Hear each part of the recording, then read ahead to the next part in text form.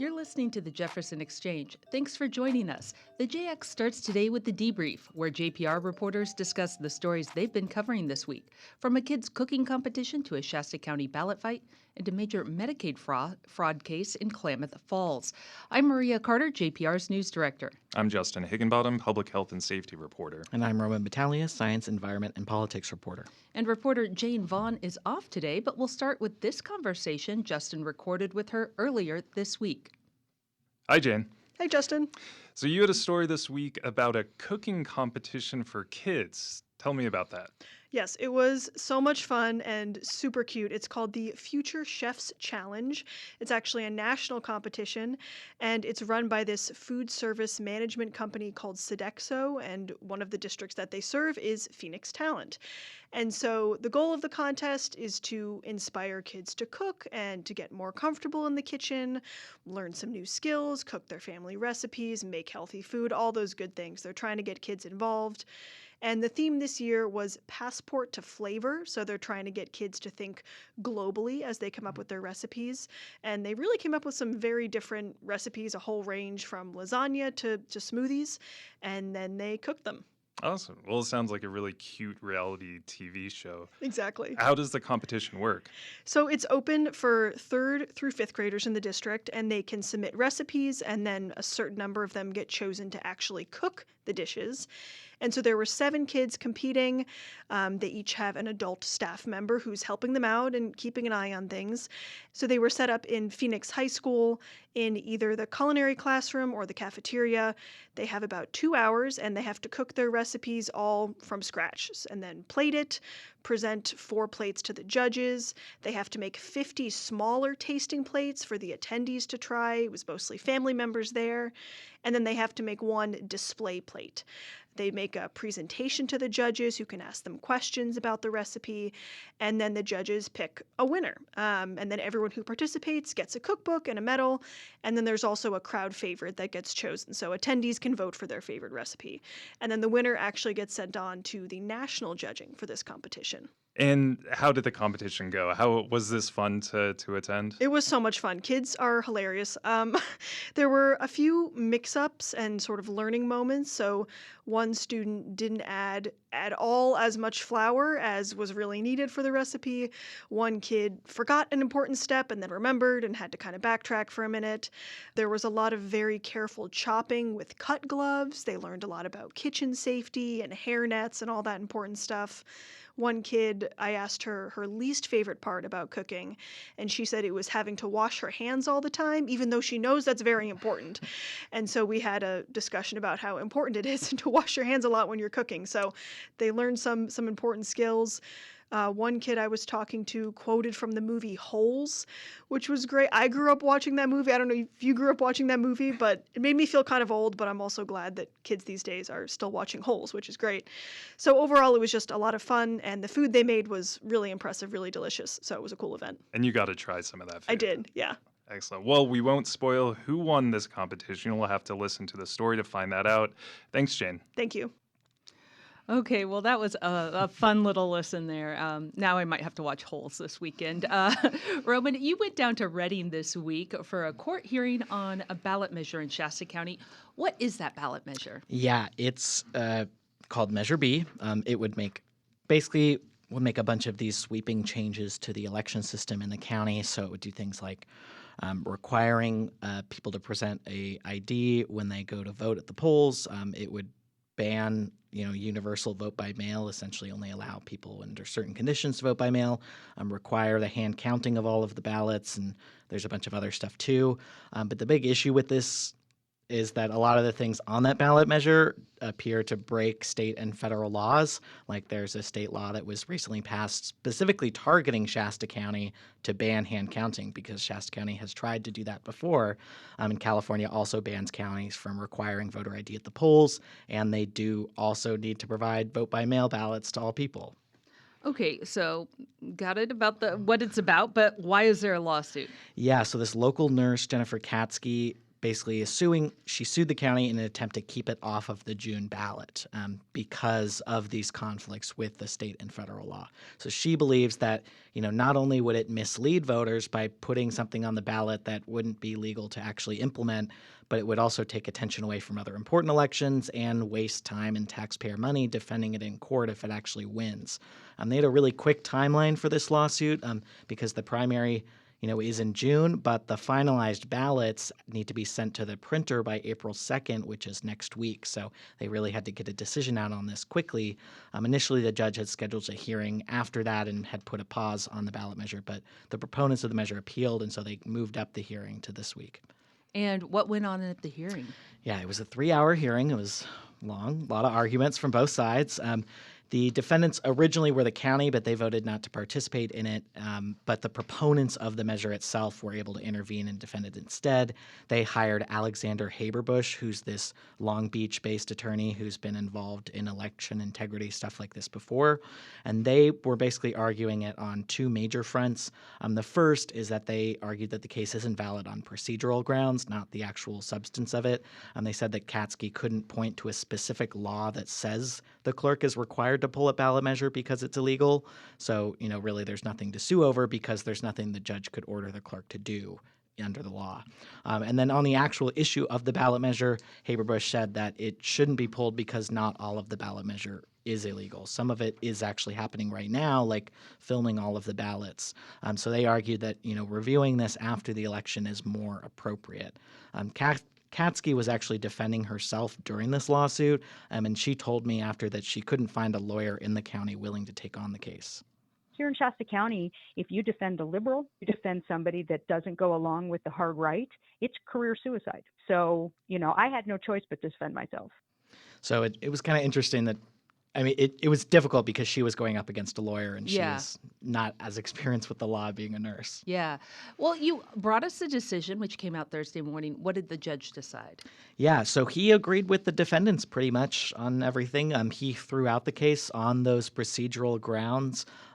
Said that, Katsky had pointed to one election law, but that law deals with errors or omissions in the measure, not the actual content itself.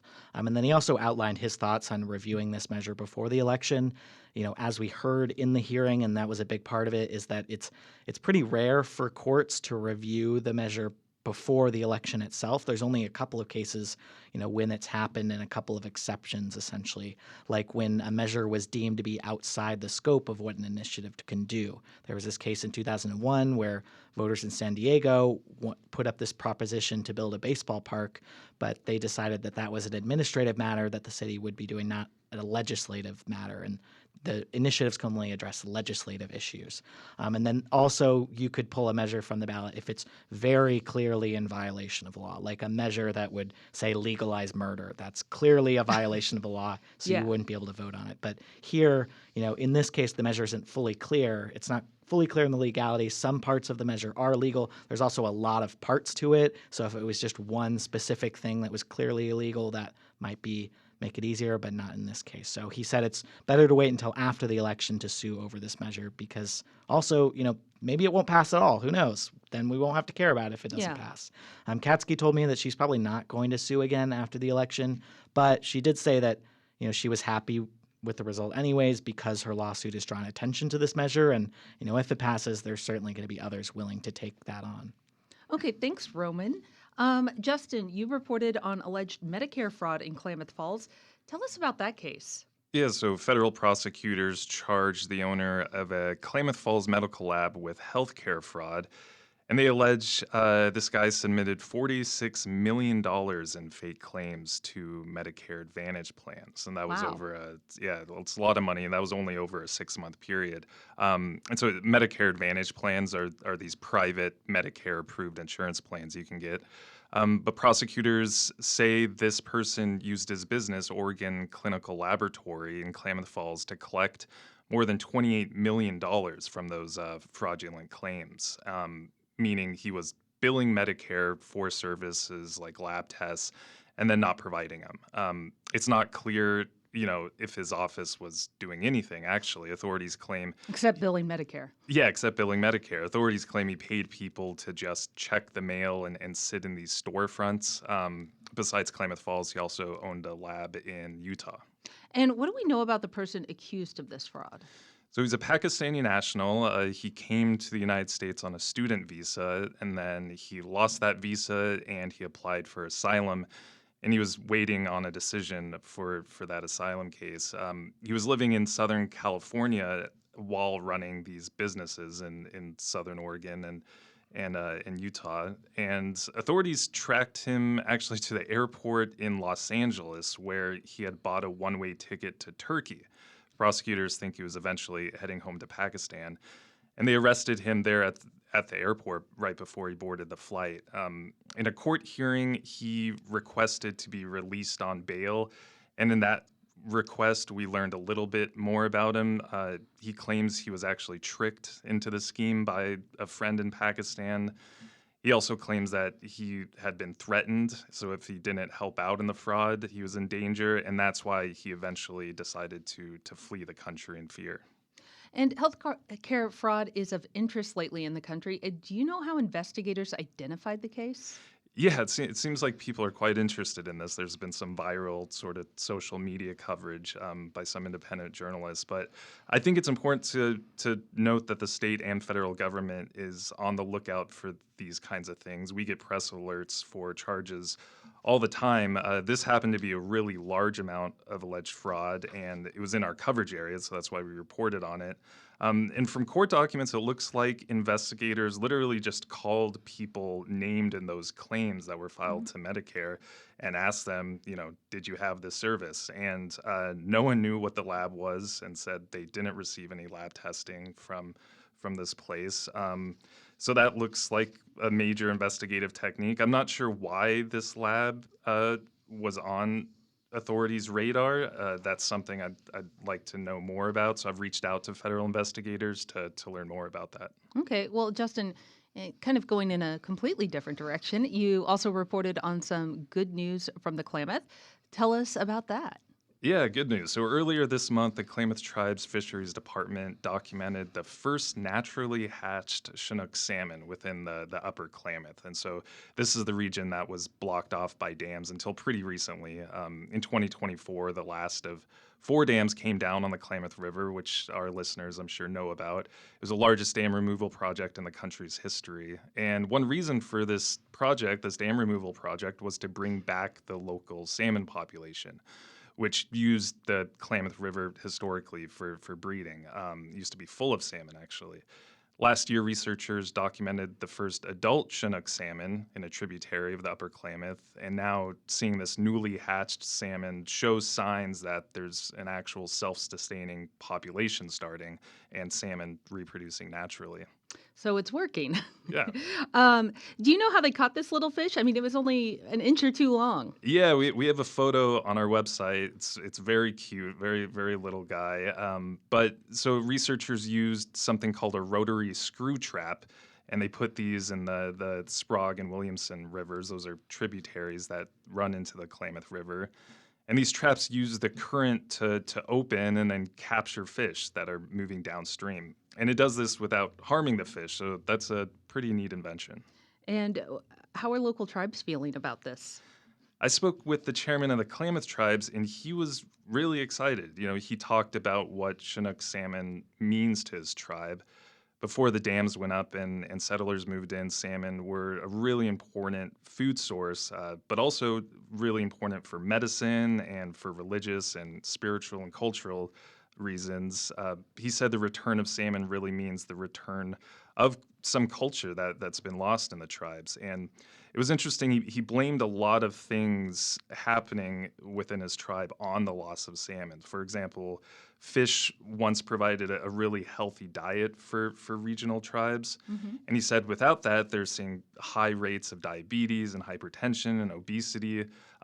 So he also referred to the Chinook salmon as his relatives, and I think that's common. And he was glad that they were finally returning. So this was really more about just being able to fish again. He really hopes the return of salmon will lead to a cultural rejuvenation for the next generation.